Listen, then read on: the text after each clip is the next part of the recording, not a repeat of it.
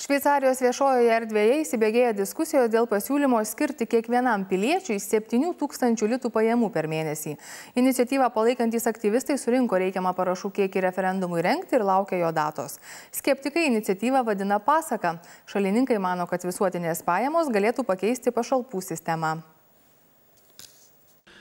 Čia daugiau nei 8 milijonai santimų tiek Šveicarijoje gyventojų pinigus už visuotinės pajamas kovojantį piliečių grupė rudenį pristatė į sostinės Berno gatves, parodyti, kad surinko daugiau nei įstatymo nustatytus 100 000 parašų referendumui rengti.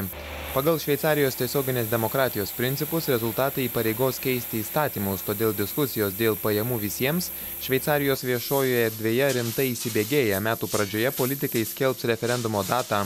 Iniciatyvos organizatorius Enas Šmitas norėtų kiekvienam Šveicarijos piliečiui 7000 skaičiuojant litais per mėnesį.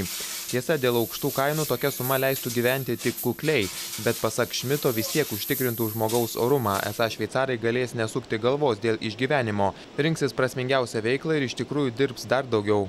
Bet daugybė skeptikų argumentus vadina pasaka, galinčią sužlugdyti klestintį šalies ūkį.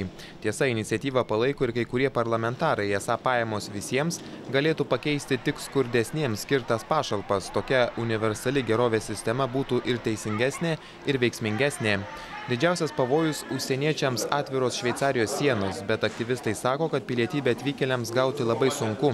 Šiemet šveicarai referendume balsavo daugiau nei 10 kartų, dėl pajamų pasisakė 2 kartus, apkarpė aukščiausio rango bendrovių valdytojų priedus, bet nesutiko nubrėžti jiems atlyginimų lubų.